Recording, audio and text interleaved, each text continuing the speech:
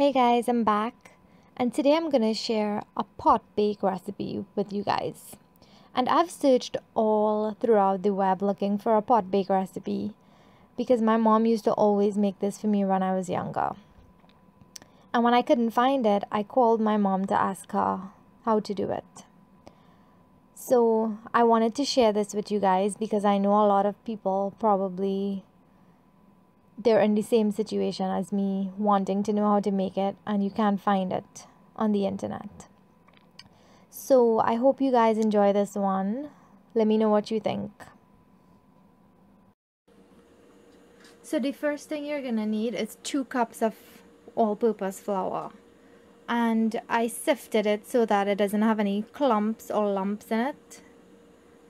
The next thing you're gonna need is 1 teaspoon of salt and 1 teaspoon of white sugar, and that's just to activate the yeast. You'll also need 1 teaspoon of instant yeast. You'll need about 2 tablespoons of Crisco or cooking. You'll need some for the dough and some to cook the pot bakes with. You'll also need 2 tablespoons of butter. And you'll need some warm water to make the dough. So the first thing I'm gonna do is add all my dry ingredients. So I'm gonna add my 1 teaspoon of yeast, the sugar and salt,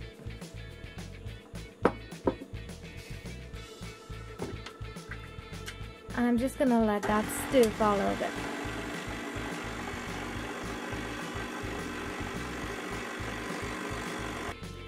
So once everything's incorporated, you wanna add butter.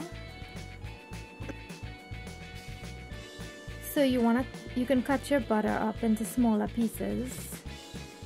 If it's at room temperature, then you can leave it how it is, but mine is a little bit colder, so I'm just gonna kind of break it up.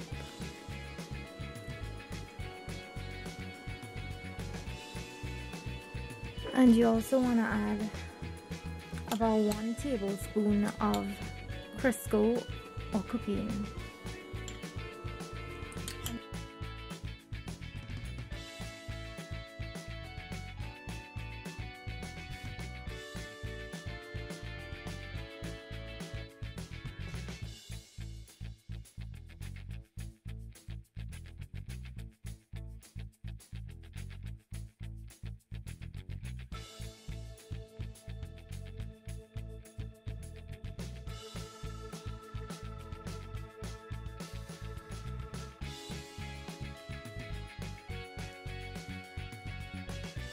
I'm just gonna add the water a little bit at a time.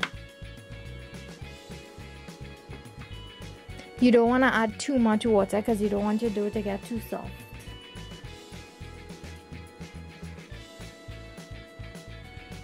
So I added about a half cup of warm water, and I'm just gonna let it mix until it forms a nice dough.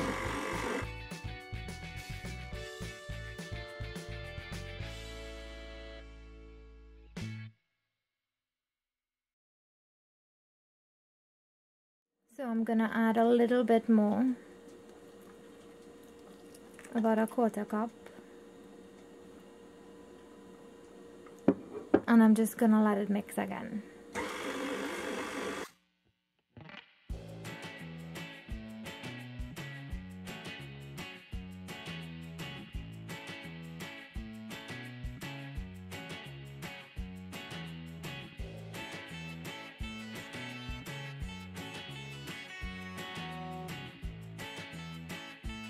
So my dough looks like it's nice and ready now. And I use about 3/4 cups of water. You may need to use more or less. You just have to know how the dough feels. So my dough is perfect now. And because this has yeast in it, you want to let it sit and you want the yeast to activate. So I'm gonna just let this sit in a warm place in the kitchen for about half an hour. And then I'll come back and we can start making our bakes.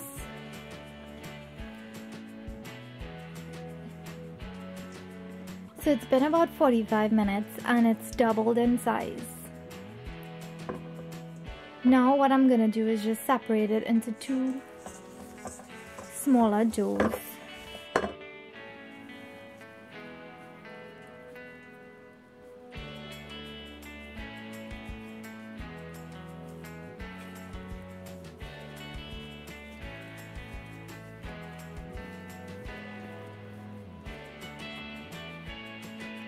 So if you've ever made sada roti before, this is similar to sada roti, but it's more flaky and it's softer and even thicker. Sada roti is much thinner than this.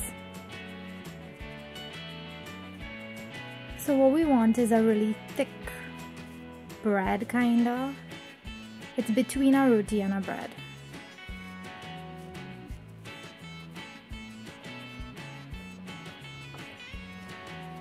So you just want to form a nice round bread or bake.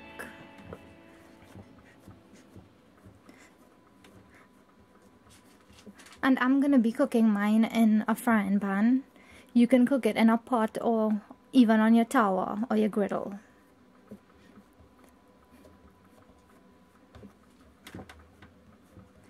So it's really soft and you won't even need any flour to move this around on your surface.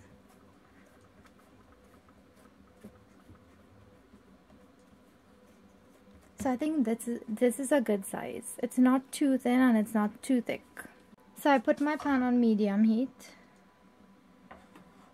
and we'll just wait for that to heat up.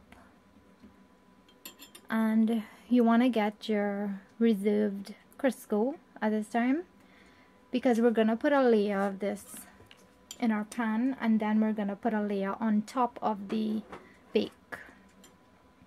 So my pan is nice and hot now. I'm gonna just put a little bit of Crisco.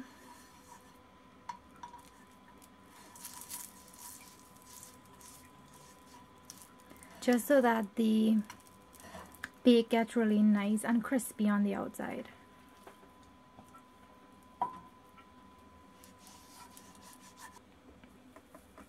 Now I'm gonna place my bake in there.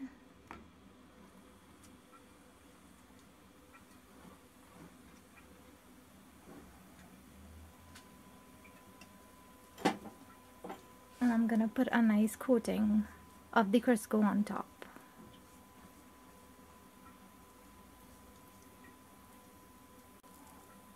So I'm gonna leave this on this side for about a minute and a half and then I'll turn it.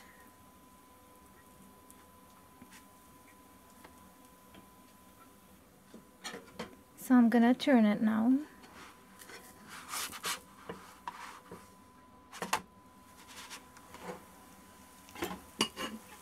See how it's getting brown?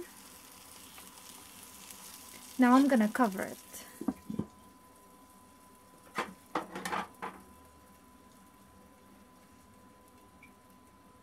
And you want to let this cook for about 2 to 3 minutes. So it's been about 3 minutes. Now I'm gonna turn it. Wow, see, now it's starting to look like pot bake.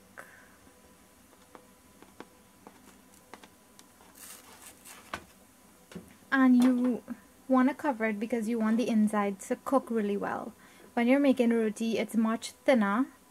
And then you put it over the direct flame so it rises and it cooks on the inside. So I'm gonna cover it again and put it on medium low for about a minute and a half and then we can turn it off.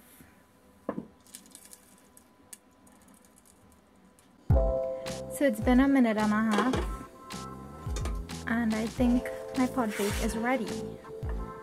So I'm gonna turn it off and I'm gonna put it, I'm not going to turn it off because I'm going to cook the other one. I'm going to put this onto a plate and then I can eat it with some butter or a piece of cheese or something.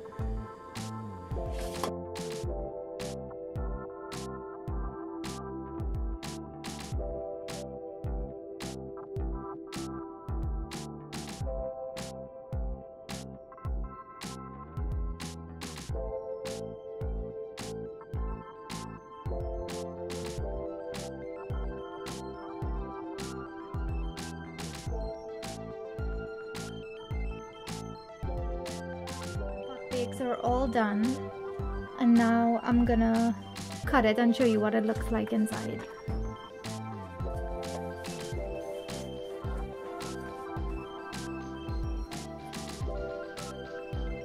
See how nice it looks? It's really soft and it's kind of like a roti, and this goes really good with cheese or butter or buljol. I think the most famous thing to eat with pot bake is buljol. I will have that above in the info or below in the description. And this is what buljol looks like. It's a saltfish dish that we make in Trinidad, and I promise you're gonna love it, so you should give it a try. I'm gonna eat my pot bakes with that right now, and I'm gonna love myself because I haven't had this in years. So I hope you guys enjoy this recipe. Leave me a comment below, let me know what you think. I know there's not a lot of recipes for this online, that's why I wanted to share it. So you can leave me your suggestions, tell me how you make yours. I would love to hear like variations in the recipe. So until I see you guys in my next video, bye.